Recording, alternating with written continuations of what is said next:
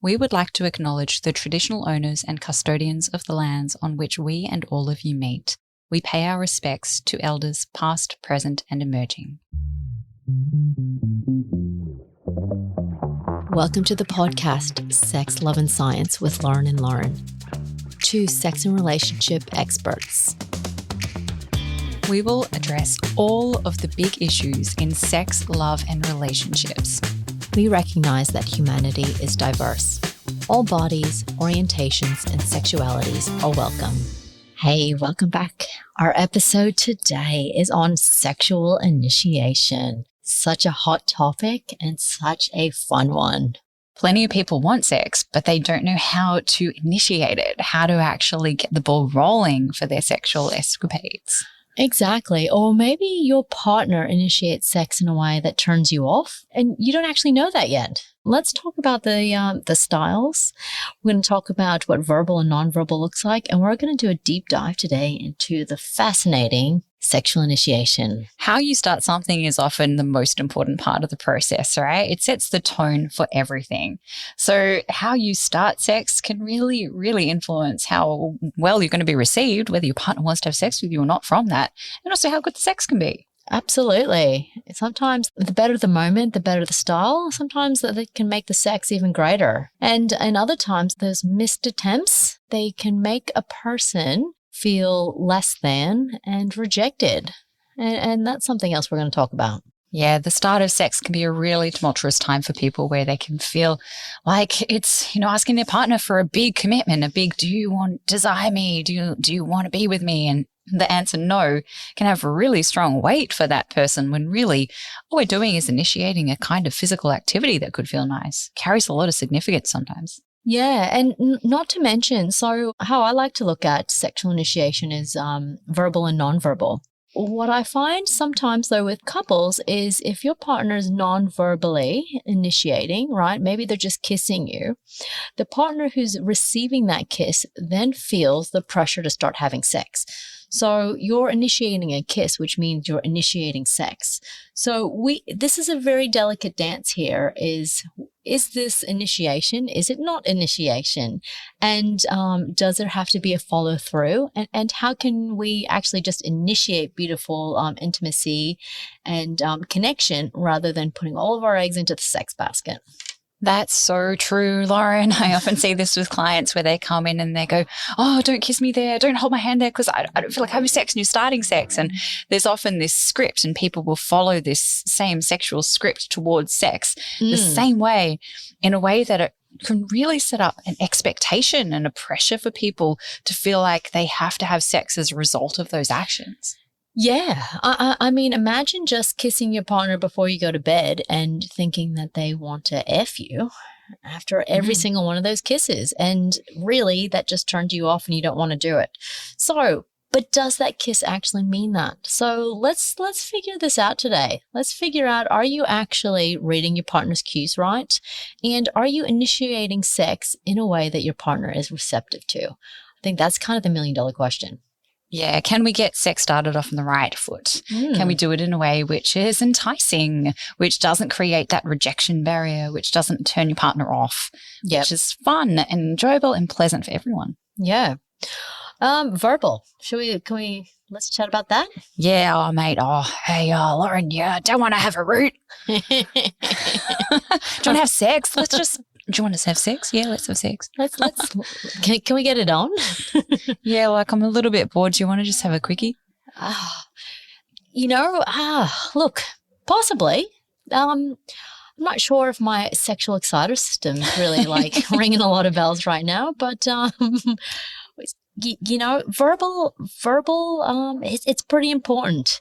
The way our tone, the inflections, I can't even say that word today, 60% is tone. So if we're, hey, we never have sex, can we go upstairs and can we get this going? Is not going to be receptive. That's right. And sometimes too, the most direct route is actually the slowest route. So saying to someone, hey, let's have sex is probably not going to get you there very fast at all. No, but sometimes the direct verbal approach works for people. I find it works for people who need that acknowledgement and they need the heads up, right? So if they're second guessing all these nonverbal cues like the kiss and the hand holding, and that's putting their body in a state of anxiety, if their partner says, hey, you know what, tonight I'd really like to connect with you, that actually puts their body at ease and gets their brain thinking about sex and gets their brain thinking about sex in a good way rather than in an anxious way. So look, this is really very dependent on your relationship dynamic and your sexual script. That's right, Lauren. And I guess one big thing when we look at initiation and when you're talking about verbal cues, as you're saying, right, is this idea of affirmative consent. Ooh. Now, in Victoria, there is a law around affirmative consent and that you must seek active verbal yes from someone before you engage in any sexual activity for it to be consensual. So we actually do need our partners sometimes in some states and settings to say yes enthusiastically to agree to sex. Absolutely. That's a really good point. And that really goes especially for people who, maybe you don't know each other so well, or maybe this is more of a hookup scenario. And people think that consent doesn't count after you've been married and known each other for 20 years. Unfortunately, it still counts. It counts even more because sex isn't a given, right? Sex is a request. So consent, regardless how long you've known each other, for how strong the relationship is, it's always there. It's always needed. Yeah, and what we're looking for is yes, I like this, whatever it is. You know, we're not always asking for sex, but we're asking to progress in some way physically with someone. We want that verbal confirmation from someone where possible, just to make sure that they're really clear. Yeah, it's kind of like just turning up the volume each step of the way, right? Things are going well. Let's turn it up a notch. How's this feeling? Let's turn it up a notch again. Not feeling so well. We need to turn this down and figure out if we're going to stop completely and what we're going to do at this stage. So there's no right or wrong way to do it, but these conversations need to be having. Yeah, we need to actively have these conversations with our partner. We need to be able to say, are you ready? And this readiness is such an important factor in initiation. Knowing when your partner is actually ready to progress through to that next phase and getting their confirmation verbally or otherwise is critical. Otherwise, you're jumping the gun when they're not fully aroused, which can lead to rejection and can take you back several steps sexually as well. Yeah. Well, all right, but that's if we started to kind of go down the sexual route. Let's kind of turn it back and look at the precursors to sex and we're just sitting around with our partners. It's a Wednesday night. Everybody's pretty exhausted and, everybody's watching Netflix. Maybe the kids are in bed. Maybe you don't have any kids and the fur babies are hanging around and somebody thinks about sex. How do we put that on the table? Well, I think one of the best options actually isn't to try and do it out of the blue, but actually to initiate something together and plan for it. And I know planning, everyone has a really knee-jerk reaction to the idea of scheduling sex. I'm not telling you to schedule sex, but I am saying to plan your physical intimacy so that your partner can be ready and interested potentially in that and get themselves in the kind of mindset they need to get in to explore something physical with you.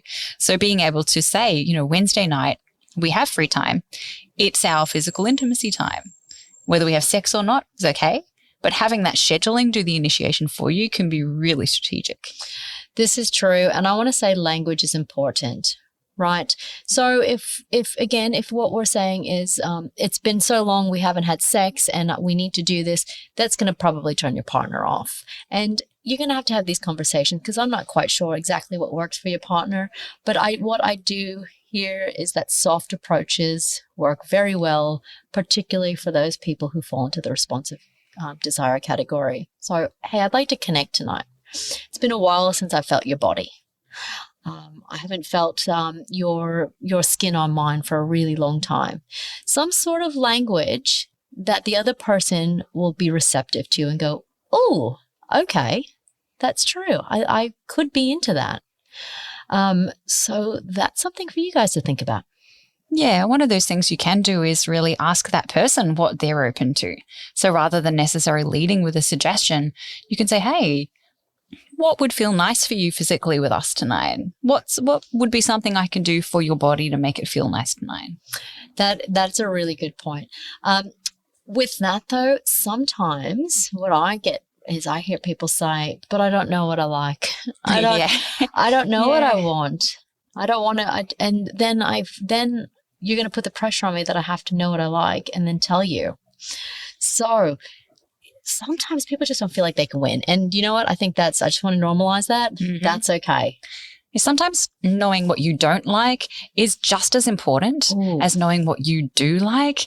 And there are so many reasons for that. The first one is that being able to read your body signals and read a no is the same as reading a yes. So if we're actually in our body and feeling something and we say no, that's mindfulness, that's awareness. That's the same pathway that you use for finding pleasure. And that pathway is one that a lot of people feel really disconnected from. So knowing what doesn't feel good means you have some pretty good body awareness, which is a great starting place for finding pleasure. I really love that, Lauren. What I'm going to add to that, though, is what we talk about a lot in therapy is starting with positives, especially during sexual communication. And so back to sexual initiation, if your partner's putting it on the table and you're reading your body and you're going, look, I don't have it in me. I do not want to give or receive oral. I don't want to deal with penetration. Right? If you start with I'm a hard no on this, and this, the person who put anything sexual on the table is probably then going to take a step down from really wanting to do anything, right? It's kind of a bit de-eroticizing to hear, oh, okay, well, these are all your hard no's. Your hard no's are all valid. So again, use the language and use it to your advantage. So, let me see what I could get up for. I'm thinking we could probably do something. I know I don't have the energy for, maybe a bit of PIV at the moment or VIV or whatever we're doing. But what I could do is I could give you pleasure. And how would you like that tonight? So using language, I think, is super important. That's right. It is how you say it and make those requests. One of my favorite things for clients to use is a bit of a twist on an old theatre sports technique, the yes and from improvisation, which some people may know. And it's using this not yes and, but a no and. So you're not rejecting someone completely, but you're saying no to this and maybe something else. So it's like a diversion into something that you would enjoy. So not that one, but this one, and a redirect. So it gives you the effect of saying no, but you're not fully rejecting everything and you're taking it back to something that you would enjoy. Oh, that's good. And what I do is I call those counter offers. Yeah. So exactly, hey, maybe not tonight. Hey, but how about we try this instead? Yeah, and it does help to have a bit of a bank of those counter offers and things that you might enjoy. And we both appreciate that can be really hard for a lot of people to find what you enjoy in your body. And certainly working with a sex therapist or working with yourself and your own pleasure can be a really great place to start to find what you like, what your own initiator cues are. Yeah, I think that's exactly right. And I think you're spot on. Not everybody has those counter offers, and I think that's pretty fair to say. So think about what you'd like. I think in our first episode, we talked about, capacity, and we don't always want sex all the time. Well, if you're jumping in your body, and what do you want right now? And if you can't identify that, maybe tell your partner, I'd be up for something, I'm just not quite sure yet. But why don't we figure it out together?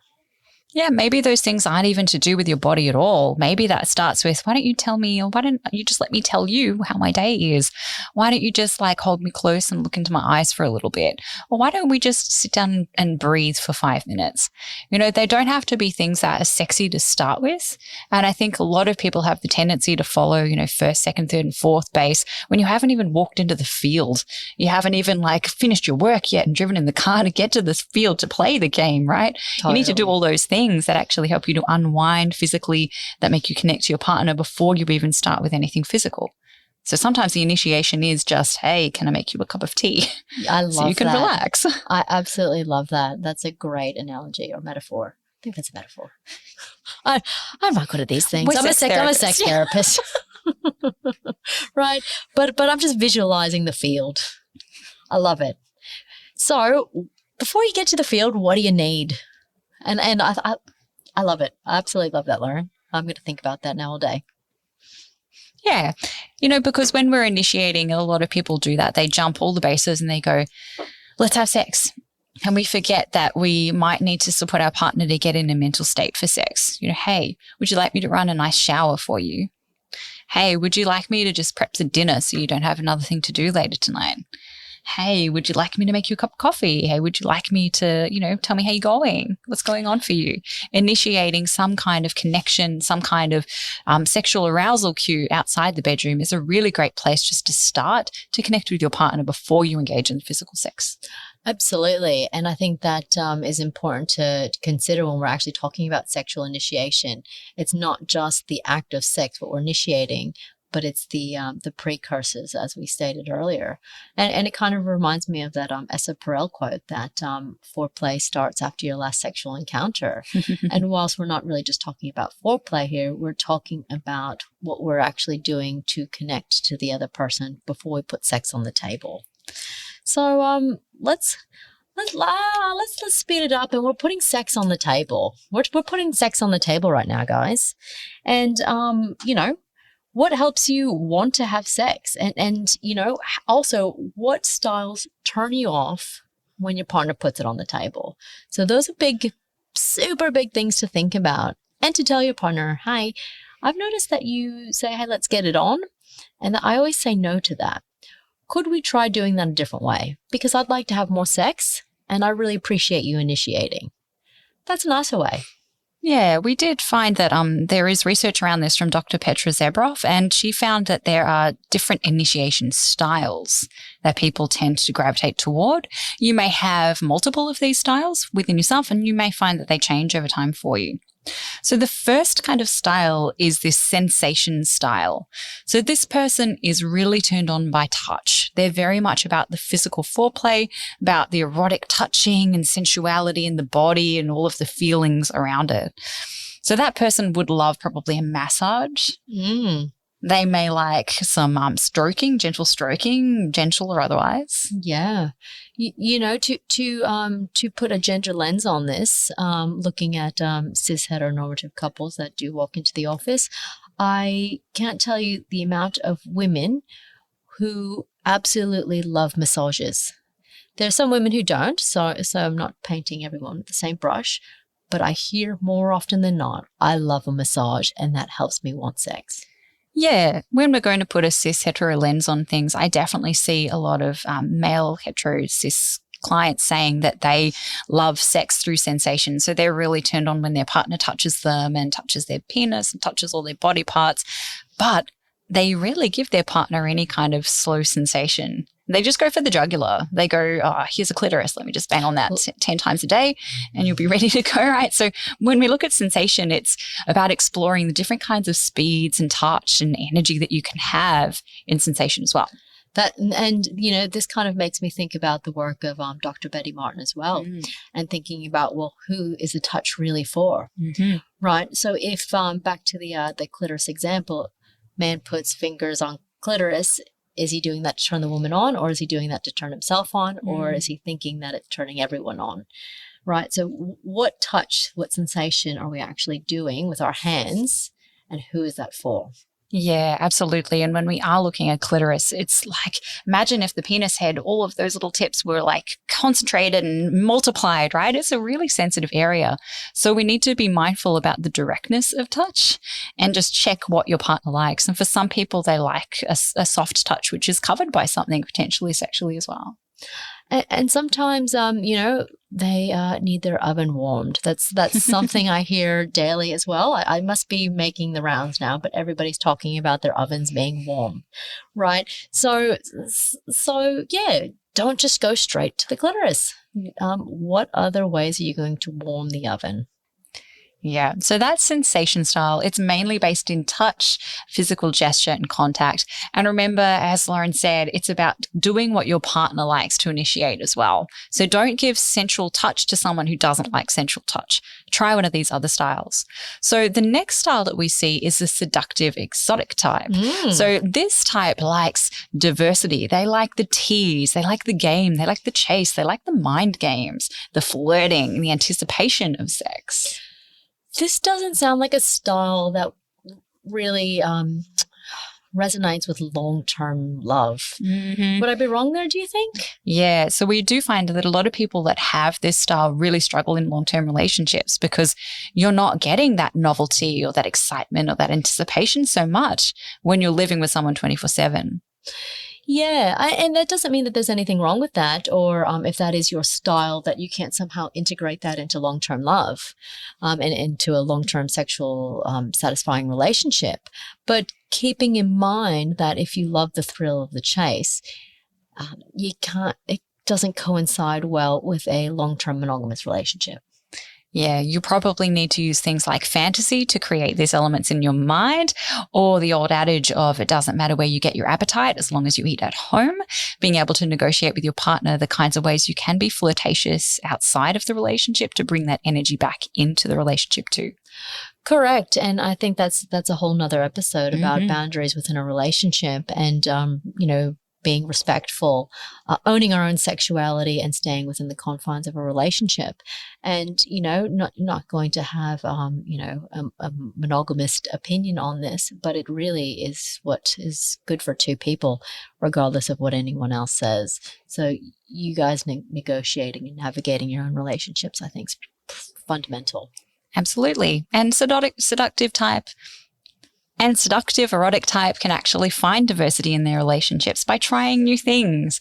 Often we find that people stop doing the stuff that they used to do in their relationship that their partner really enjoyed. Yeah. So you don't even need to reinvent the wheel. Just go back to what you used to do, put a bit of effort in, put that start back in, flirt with your partner during the day, tease them during the day, start some sexy text message conversations with them about what you'd like to do with them later on. That will really pique their interest as their day grows. Absolutely. And you know what? I think this sparks a huge conversation within couples is I ask somebody, what are you doing to actually flirt with your partner, right? So if you want that seduction, I hear all the time, the sex isn't what it used to be. It's vanilla now. It's very boring, right? But that person's not doing anything to motivate the other person. So I'm not quite sure why we're all running around expecting a partner to do the work for us, right? We got to put something into the relationship if we want to get something out of it. That's right. It goes both ways or multiple ways, right? Where you can actually speak to your partner and say, hey, let's bring this stuff back in. Let's make an effort. Because I guess, complacency is the death knell of all good relationships. Unfortunately, we do need to work on our sex life to maintain it. And this is one of the great ways you can, particularly for someone who has a seductive style. Excellent. So let's look at the next type. So the next one we have is sentimental emotional. So this person is all about the feels. So they like to feel in love. They like romance. They like connection. They like to feel really safe in the relationship. They like to feel like their partner is their one and only and with them really closely. And that closeness brings them to sexual interest. And this kind of it sounds a little bit like that responsive desire we've spoken about in our other episode, Lauren. It sounds very similar, like that you'd have that same sexual initiation style. But I've got a question for you, Lauren, right? So if somebody does fall into that category, how would they feel confident to initiate? Right? So if that person is the lovey-dovey type and needs to feel that closeness, what courage do they need to take? What brave act should they take to initiate sex? Well, I think they need to speak to their partner about how the closeness of the relationship affects their sexuality. Ooh, okay. And ask their partner to spend a bit more time with them connecting, having a little date night, having some quality time together so that they can feel close. And that's for that person. They need to then also ask the other partner or partners, what do you like? So we're getting both sides turned on, aroused at the same time. Yeah. But it is about, I guess, when we have that sentimental style, we really need to prioritize, the connection parts of the relationship and doing activities that make you feel really close. Absolutely. And do you know what, just thinking about the dozens of couples that I see, I think that it's important that if your partner is the sentimental type, and even though you're not, you can't just say, oh, but I made a date night 6 months ago. Right? Or I was getting to that. Or, we went just across the road to the pub and, for those people who are sentimental, effort, I think I'm going to guess, is a part of that as well, of the closeness of the, hey, you're thinking about me. And from my experience, that really goes a long way. Definitely. It is about that, hey, you're important and this relationship's important and I'll demonstrate that to you. So yeah, if you are a sentimental, emotional person, figure out what makes you feel close and loved and ask your partner for those things. Express your needs to them. Now, the last one. Yeah, tell me about the last one. I want to hear about this. The last one we have is surrender. Ooh. So this person actually doesn't like to initiate sex. They like their partner to initiate sex for them. Can we just lie there?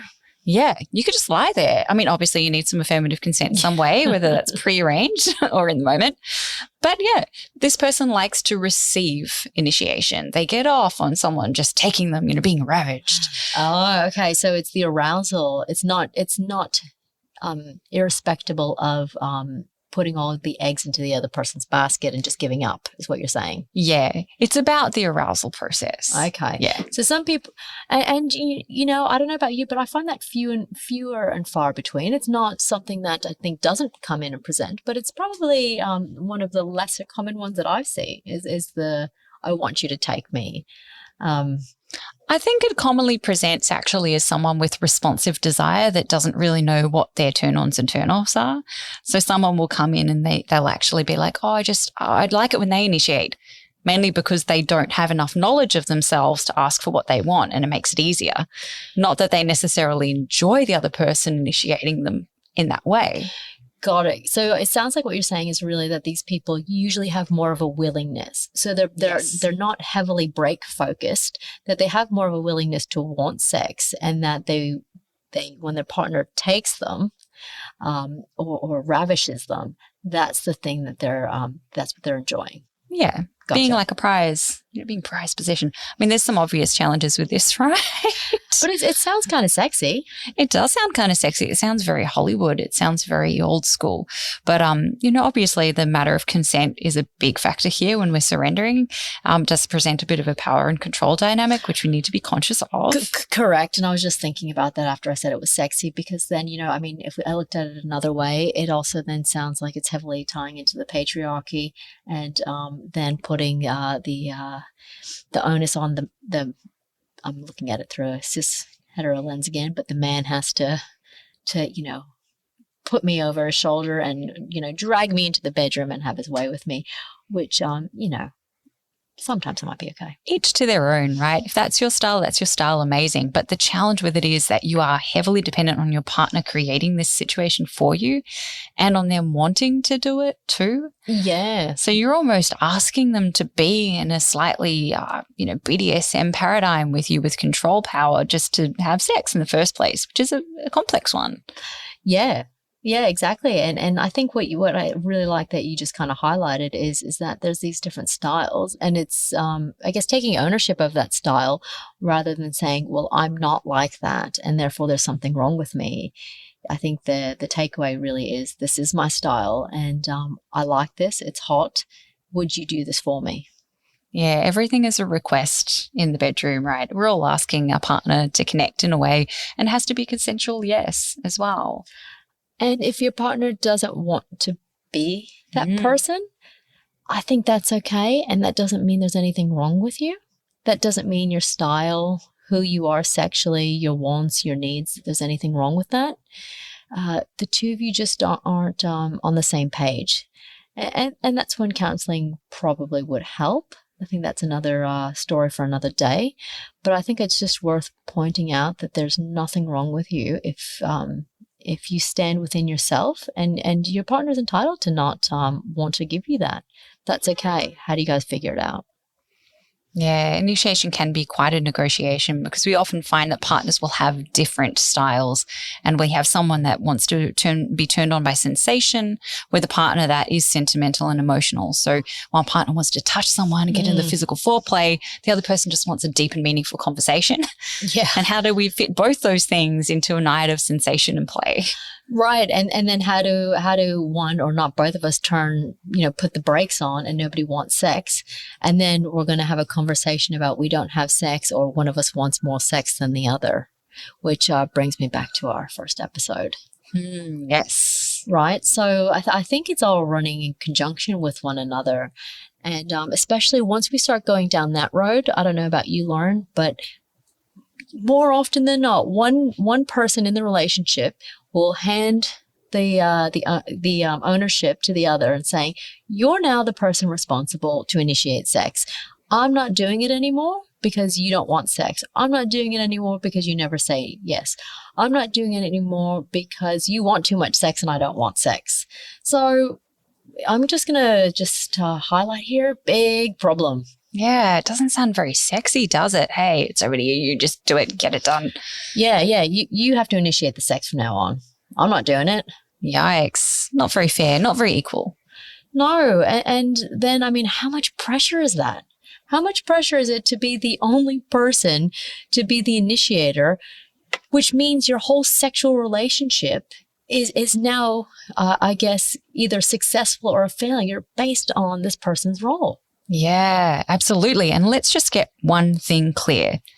Sex is the responsibility of all people's having sex in that situation. Yes. It's never the responsibility of one person, unless you're masturbating for yourself, and then it is for you and your fantasies. Yes and yes. Yes. I couldn't say that anymore. So don't make it one person's responsibility or fault, because sex is a dynamic between all of the parties or people involved in that situation, and everyone has a role to play. And when we make it about someone else, not only do we blame them and shift the responsibility, but we also take away our power to actually change the situation. And in a lot of those cases, you have a lot of power to influence and affect your relationship in a really positive way that you're giving up by not even trying. Yes. Yeah. Don't take away your power. Your power is incredibly important. And if you take that away, you're taking away your pleasure, your willingness, opportunities, and it's pretty unfair. So, own your sexuality. Yeah, own your sexuality and own your responsibility for supporting your partner or partners to feel sexual as well, because it is a shared responsibility. And if you're finding it really hard to negotiate, or if you feel like your partner has made you feel responsible for the issues in your relationship sexually, we see this a lot with clients coming in saying, "I've got a problem sexually. My partner said I'm the issue."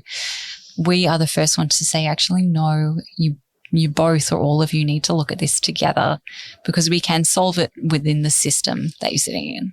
Yeah, exactly. And, I always say sex is a team sport, unless we're talking about masturbation, which is, a whole nother topic. But, if sex is a team sport, what is it? What is each teammate doing, right? We can't put our expectations that, it's all of their responsibility. So I think that's a really kind of great way to sum up sexual initiation. Yeah, let's go. All right. Let's do this. Well, hopefully you got some tips and tricks and can think about initiation in a new way. It's a topic that I know I really love talking about. I don't know about you, Lauren, but thanks for bringing some of that evidence to the table. Loved it. Yeah, absolutely. Look, I think it's something which most couples face as difficulty is, how do we even get started with this? And certainly we can support you with that in clinical work. We can get you negotiating which different styles you are and how to incorporate some sexual initiation play into your practice. So, hope you're all getting started with your engines revving for your next sexual escapade and our next episode.